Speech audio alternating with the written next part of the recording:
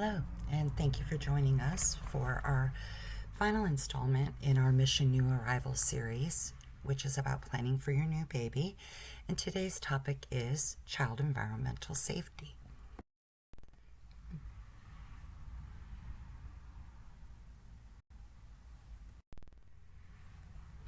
So, if this is your very first child, the purpose of this video is just to give you a good understanding of the things that you need to be considering as you baby-proof your home.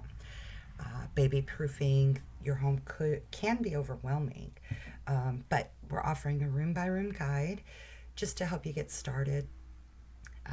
Just keep your unique needs of your home, this floor plan, the day-to-day way that you use your spaces, and what's going to work for you, just to keep your baby safe. Okay. So now is the time to replace the broken window, fix that hot water heater that's leaking, and keep in mind that your hot water heater should be set below 120 degrees, just to prevent a scalding hot bath when you run one for the baby. Make sure that you check those smoke and carbon monoxide detectors. And if your house was built before 1978, make sure that you do the check to see if you have lead-based paint on your interior windowsills, door frames, any other areas. Babies are, known to eat peeling or chipped paint. So, in an older home, peeling or chipping paint surfaces could expose your child to lead. They're crawling around, touching those surfaces. So just keep that in mind. And then another thing to be aware of is that it is advised that you not attempt to perform your own renovation or repair of lead-based surfaces. It is suggested that you use a lead-safe contractor, and the EPA website can actually help you locate a lead-safe contractor if you do need a lead remedy for your home. Something else to keep in mind is just have a look at the furniture you currently have, and just keep in mind what pieces should probably be mounted to the wall to avoid tipping. So things like dressers, those bookshelves that can be top heavy. As your child becomes mobile, there's kids out there that will literally climb as high as they're capable of climbing, and we just don't want those things. When they do go to climb, you don't want them to topple over on them. Those do cause it could cause serious injury. Okay. Then as you are looking to purchase new furniture, if you are in the market, you don't have to sacrifice style for safety, but just look for those items that come with anti-tip kits, or that have higher safety standards, or use less chemicals when they're being produced. Okay. I had read this quote that I want to share. It says, "My mom always said to me, you can have nice things when you have children. You just have to teach your children to have respect for them. We think children will be destructive little people, but we can teach them how to respect the things around us." And I will say, as someone who has had more than, a lot of years working with children, and that's from ages 0 to teenagers, kids learn. They follow direction. They do have understanding. We just have to pause and teach them how things need to be. That's our guide. That is our jobs as their guides into adulthood. Okay. So moving on, let's talk a little bit about the kitchen. I don't know how your house is laid out, but if it's anything like mine, you likely have an open concept kitchen. That means that if you're in the living room, your baby who is now mobile can find their ways into the cabinets or the pantry. And in many modern homes, putting a doorway gate up isn't going to be an option. So there's no need to panic, but it is a good idea to invest in modern child-proof cabinet locks. When I worked in childcare, a lot of when I went to family childcare, a lot of my family childcare providers actually lived in base housing. So that was easy. We could do proper baby gates because of the way the homes were arranged.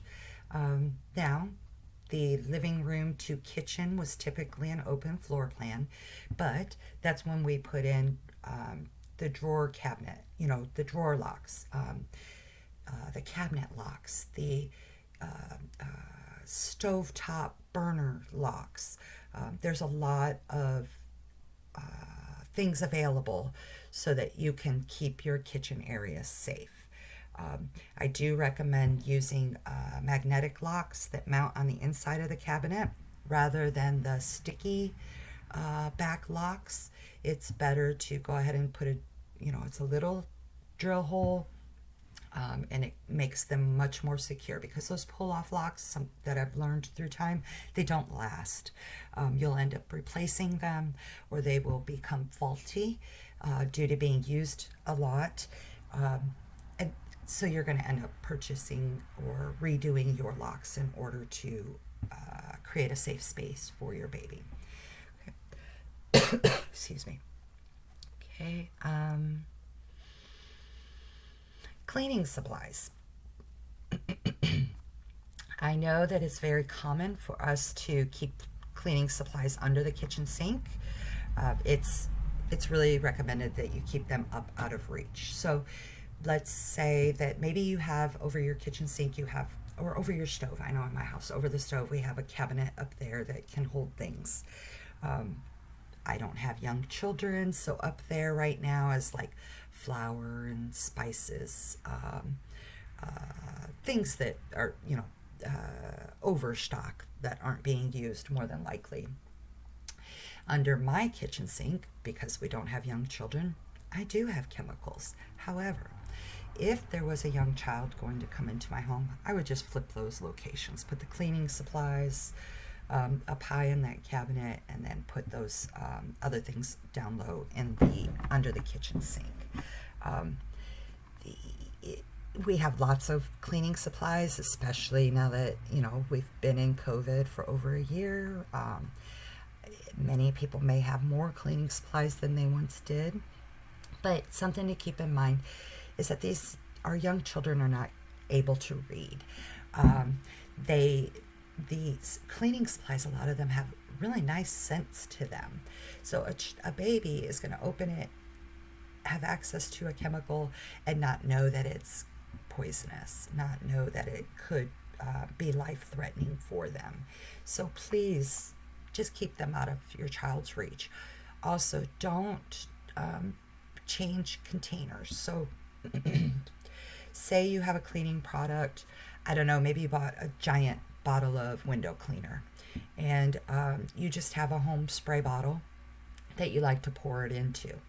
Kudos to you for decreasing plastic waste use. However, I highly recommend you actually buy a window cleaner bottle so that it's properly marked of what is inside of it, just to ensure that it doesn't get mixed in with something else, and so that it remains obvious that it is a chemical that is a danger to children. Okay. It's also suggested just avoid a glass top table. They are less stable than metal or wood ones. Another thing to keep in mind is a rug under your kitchen table.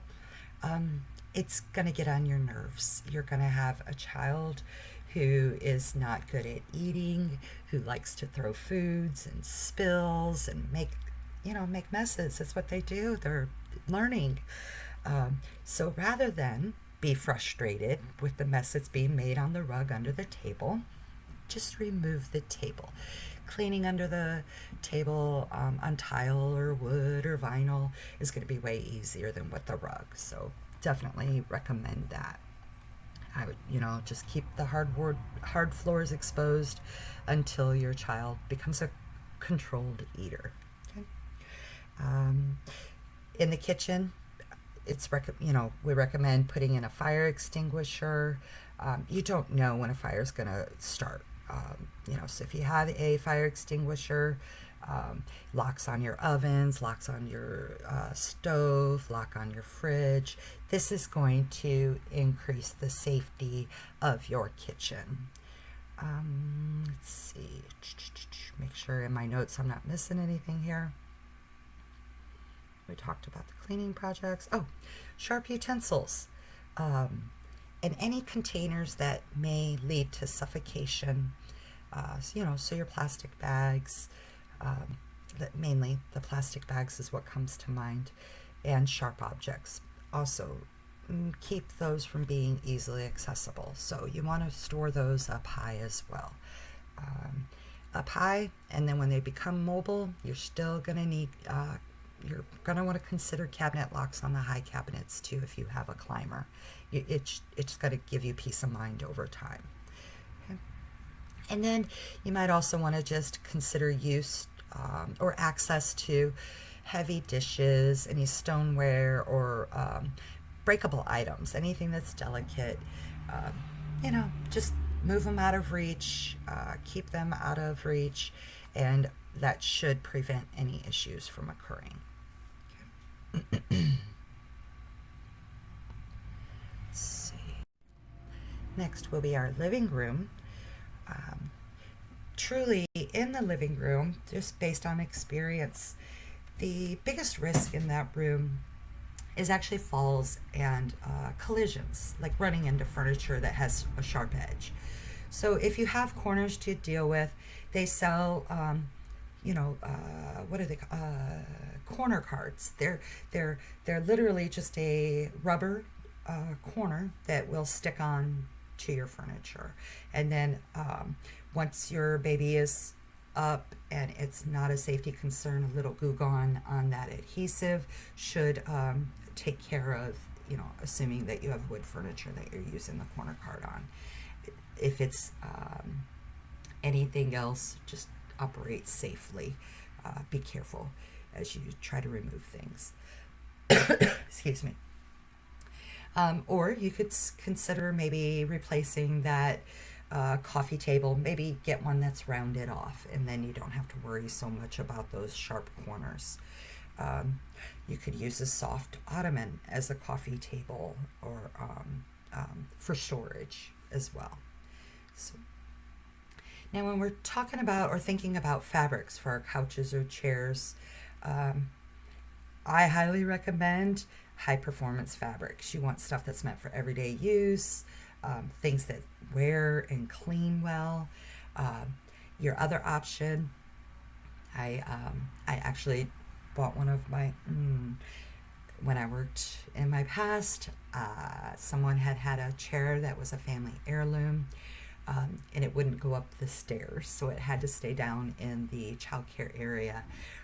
And how we worked around that was there was a slip cover that was placed over that family heirloom chair so that it could be pulled off and washed and dried, and she didn't have to worry about, formula or spit up or something along those lines ruining that fabric on that heirloom. Okay? So slip covers are a wonderful short-term solution until, your child is older and you're not as concerned about something being ruined. Okay. In this room, other things to keep in mind are electrical outlets, or the GFIs, that are near the ground. So you're going to want to put outlet covers on those.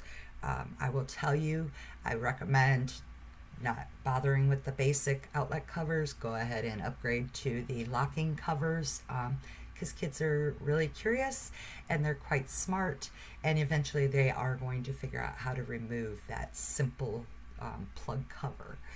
Okay, it just is what it is. Cordless blinds are recommended over regular blinds with long cords.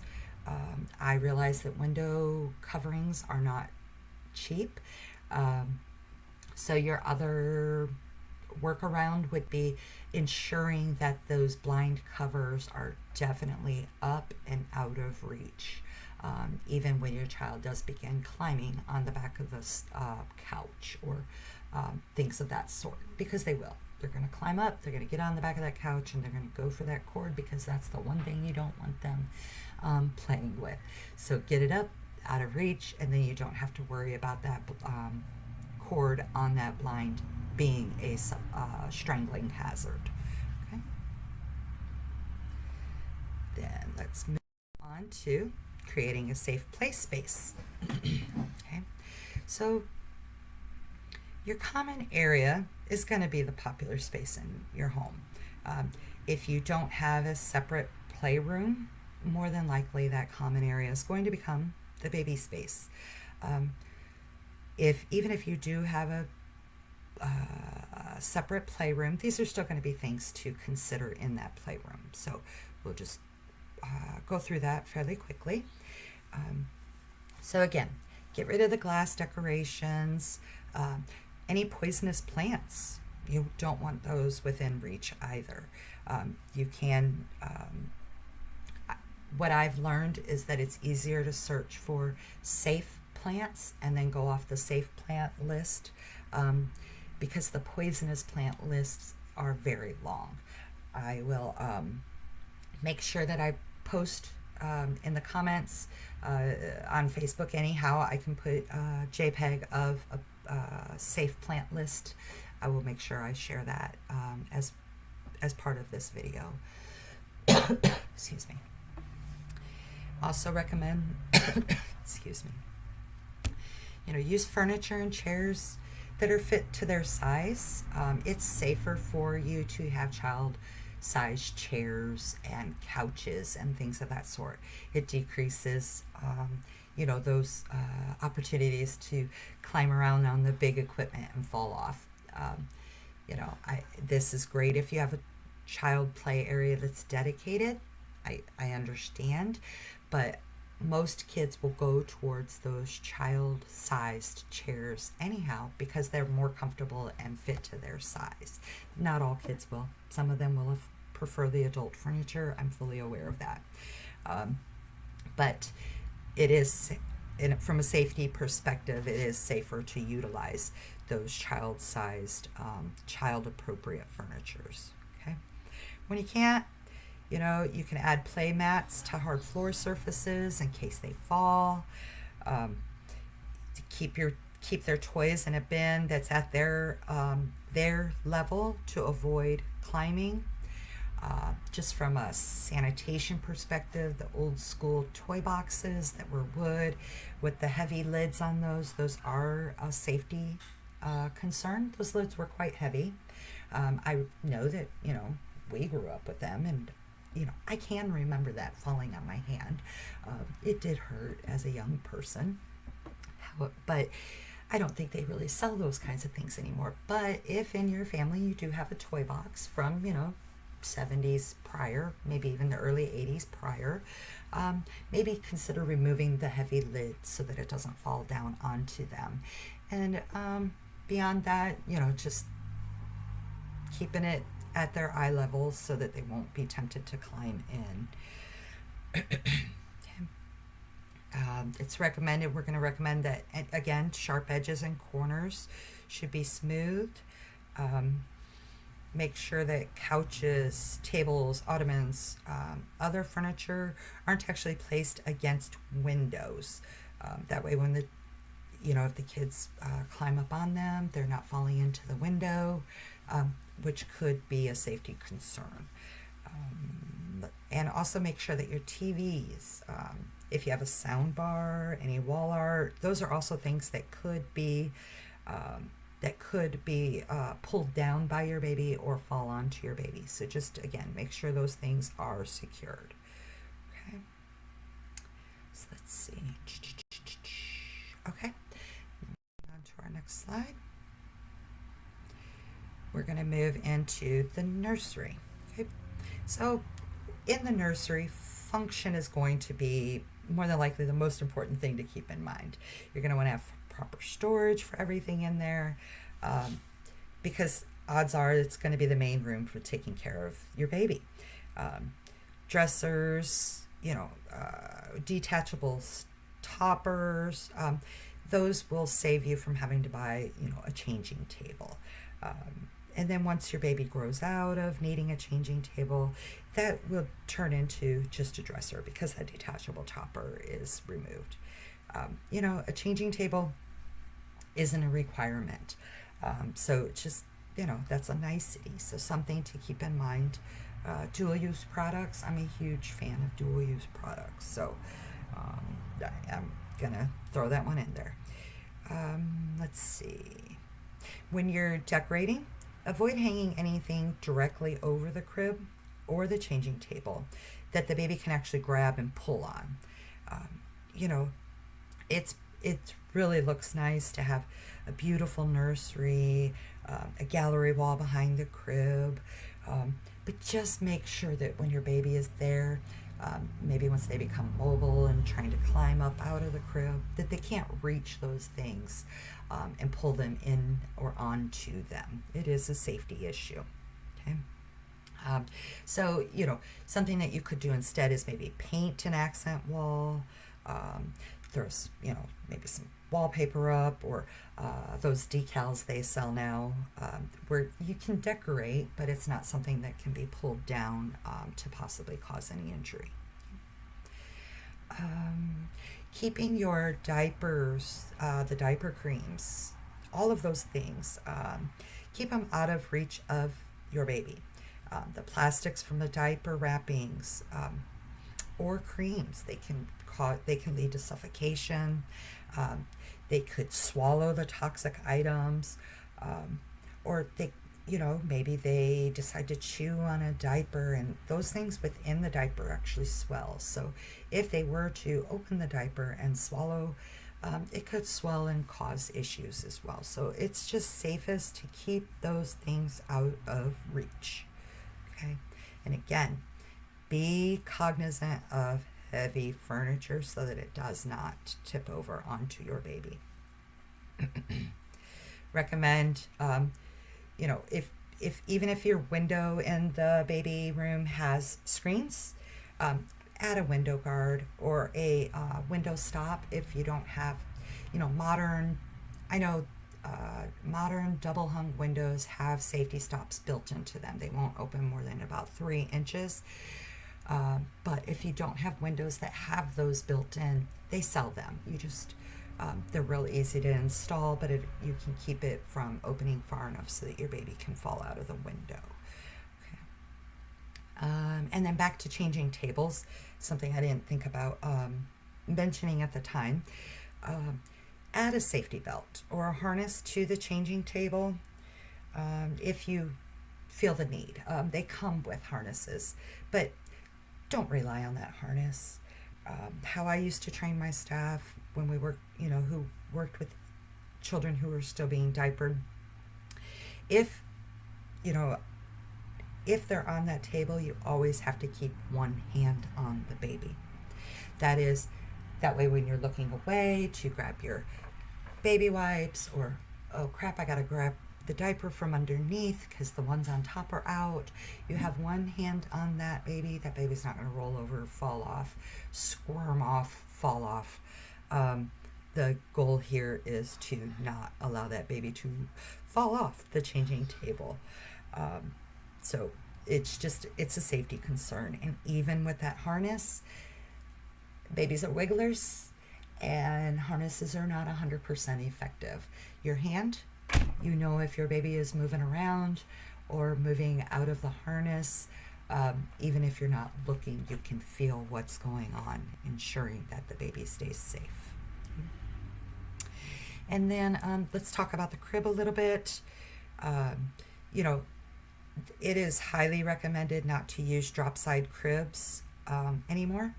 I was raised in a drop side crib, but those are no longer recommended.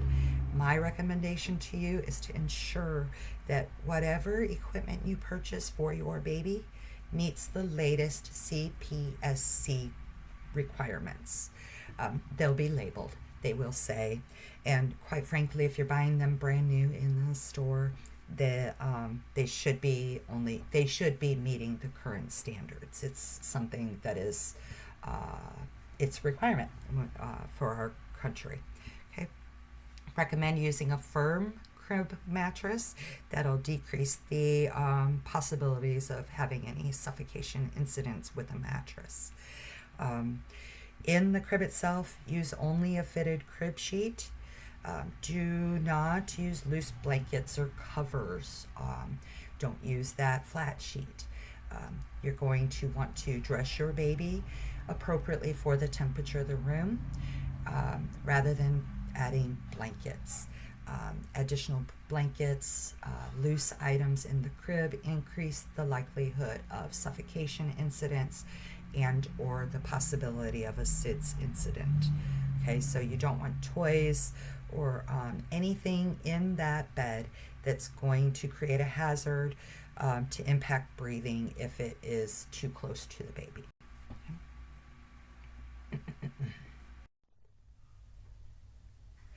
Moving on to the bathroom. In the bathroom, there's, just like in the kitchen, there are a lot of safety considerations to keep in mind.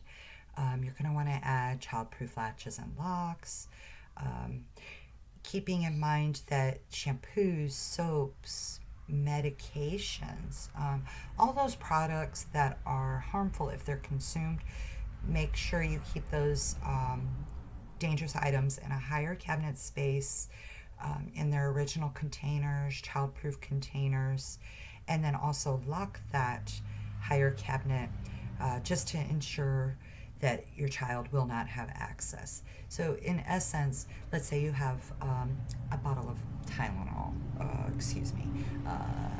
and it's got the childproof safety cap. You've placed it in a high cabinet and you have a lock on that cabinet. You have a triple layer protection of your child not having access to that medicine. I also recommend you putting your children's gummy vitamins in that cabinet. Gummy vitamins taste great. Kids don't understand that if they take too many of them, that they could also be toxic. So those need to also be stored as well. Having that extra latch just gives you that extra layer of protection. Kids are really smart. They figure out, they can climb. They can get into that higher cabinet. Oh, by the way, some of them are able to open those child safety medicine caps. It's unusual, but it happens. So having a triple protection setup is going to decrease the likelihood of your child obtaining access to those medicines or hazardous materials. Okay. Also recommend considering adding a latch to your toilet so that they cannot gain access to the water in the toilet. Kids love to water play, and that toilet is a drowning hazard. It does not take but an inch or two of water to create a drowning hazard. So by having that latch on the toilet, you're going to prevent access to the toilet water. If you use any toilet cleaners, those automatic ones, it's going to ensure your child doesn't have access to that in the toilet, and it's going to prevent them from possibly drowning in the toilet. Okay. Other things to keep in mind, things like your laundry pods, hand sanitizer, disinfecting wipes, the pretty little soaps that we like to put in, the guest bathrooms. Those things are attractive to young children, and they're dangerous if they ingest them. So those are things to also keep in mind that you're going to want to have out of reach, in child-safe packaging, but definitely you're going to want them protected. Triple layer is my advice. Okay. Be careful during bath time. Do not ever leave your child unattended in any bath water or even in an empty bathtub for any reason. It takes a couple of seconds for a baby to drown. It doesn't take much water for a baby to drown. Okay. A lot of our bathroom fixtures are actually easy to turn on. So a baby left in the bathtub, even if it were empty, could still drown. So something to keep in mind. Also, make sure that the water isn't too warm before you put your baby in the tub. The Mayo Clinic recommends bathwater not to be any higher than 100 degrees Fahrenheit. They do sell little thermometers that you can place in your bathroom so that you can make sure that the bathwater is appropriate. Recommend you picking one of those up or putting it on that baby registry list. Also recommend you putting a non-slip mat inside the tub as well as on the floor so that you don't slip while you're trying to take the baby out of the tub. You just want to keep you both safe from slipping and falling when you're trying to do bath time. Should be an enjoyable time. So any safety precautions that we can put in place is going to make that a more fun time. Okay, and then just like in the nursery, and I've mentioned previously, just be careful with any cords and outlets. So those curling irons, those hair straighteners, those cords create a strangulation hazard. So make sure that you're storing those things out of the way. Don't ever leave them unattended, especially the heated appliances. They could also burn your baby. So just, be cognizant of those things and ensure that you're taking the proper precautions to protect your baby. They don't know that the curling iron is hot and that if they pull on the cord, they're going to pull it down on them. Much like in the kitchen, I should have said with a coffee pot or your hot pans, you're going to want to be aware of those as well. Let's see. And in the bathroom, also considering the plug covers as well, just like in the other areas of the house. Okay. All right. Let's move into the bedrooms. Okay.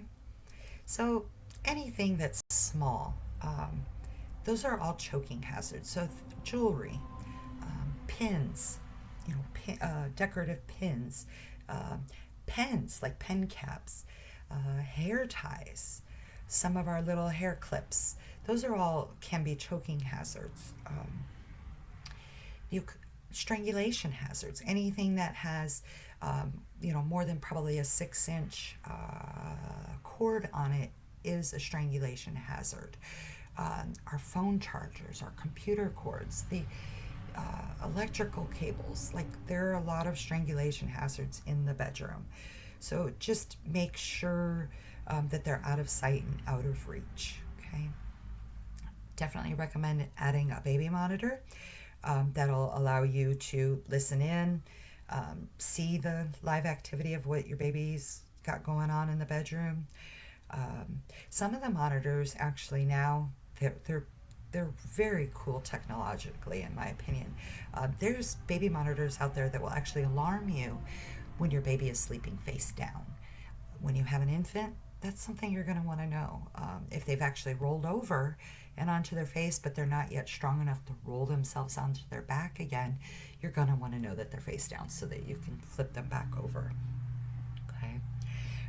Again, in the bedroom, some of us put our TVs and picture frames, candles onto our dressers. But keep in mind, those when your baby becomes mobile or begins climbing, that TV should be mounted to ensure that it doesn't topple over onto the baby. Picture frames could fall down and hit them. So just things to keep in mind as you're decorating and going through the house to ensure that the areas are safe for baby. And finally, just a couple of last tips here. we're still in the middle of a pandemic, and most of us, have been home way more than we were used to, right? So, this is a great time. You have plenty of time to just look at those small things that you interact with day to day, and just consider its value in your life and what its possible safety implications may be. Um, you know, Keep in mind poison prevention. Those are big things. When I was a kid, we had the little yuck face that was, we I can remember times where we had the yuck stickers and they were just pasted all over anything that was hazardous in the house so that we knew to leave it alone.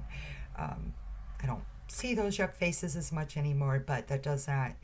Poison prevention is still very important, and it goes across into early childhood even.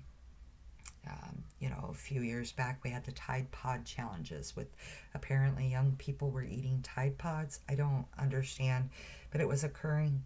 And then it became, people didn't really understand that Tide Pods are actually hazardous, just like laundry detergent would be if you decided to drink it. So those are things to keep in mind as a parent preparing for a new child or for having a young child in the house at all. Okay. You're going to want to also be aware of your hallways, your stairways. Keep those clutter free. That's just going to avoid trips and falls. Keep keep the storage bins, gadgets, just out of the pathways.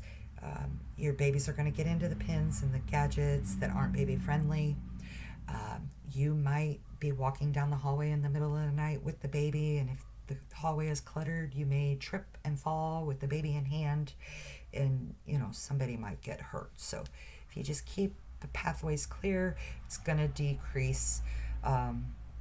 Keep pathways clear and the hallways, stairways clutter free. It's going to decrease the opportunities for unnecessary accidents to occur.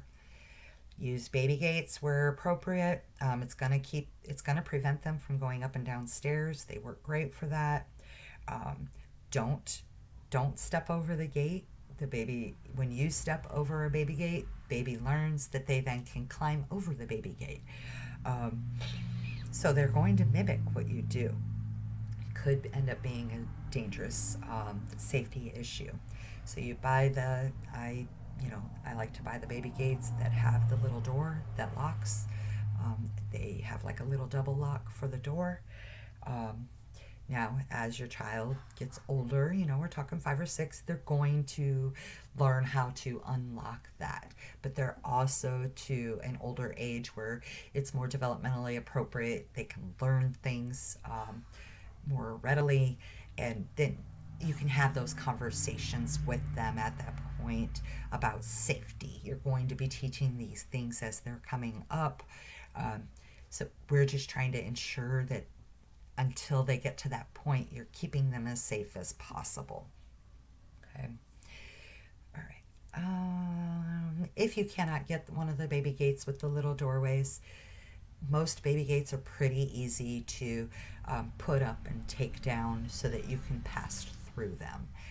It always will recommend not climbing over them. Your children are going to mimic the behavior. They're going to learn how to climb over that baby gate just like you do. Okay. Another thought, something I had never thought about, but I actually learned from one of my child care providers when I was inspecting her home in the civilian community, entryway sensors.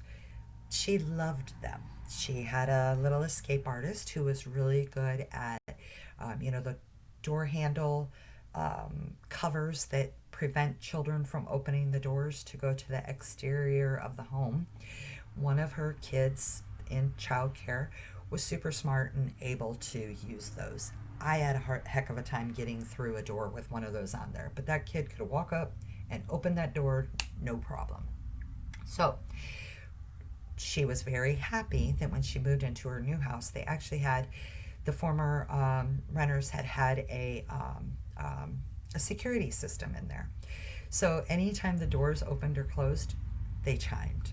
So anytime that that child would opened a door to try to escape, a door chimed, so she knew how, just look. Um, and then there were additional, we would lock the screens so that there was another barrier so that she could get there in time until he did eventually learn to stop doing that. Okay. But it's nice to have that chime if you have an escape artist. Okay. The slip-free rugs, another thing to suggest. If you don't have the slip-proof stuff under your rugs, it is going to create a trip, slip, or fall hazard for a young child, especially as they're learning to be mobile. They're not easy to crawl on. Slippery surfaces are quite difficult to crawl on. So adding any slip resistance to the bottoms of the rugs and then securing them in place is going to give your baby an extra layer of safety, as well as allowing them a little texture so that they can build up their muscles as they learn to crawl and then start moving on to the beginning walking behaviors. Okay. Keep in mind that your baby is on that floor all the time. So please keep your floors and carpets clean. Pick up any small, hard to notice items. Those are going to be dangerous for your little one.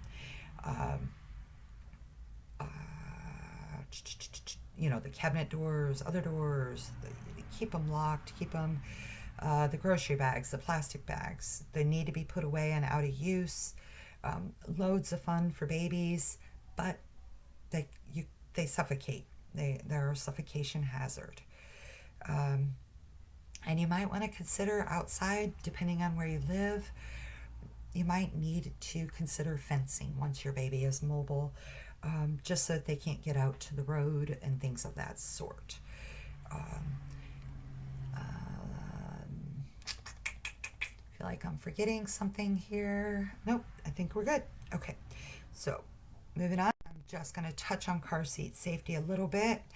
Every state has their own state laws.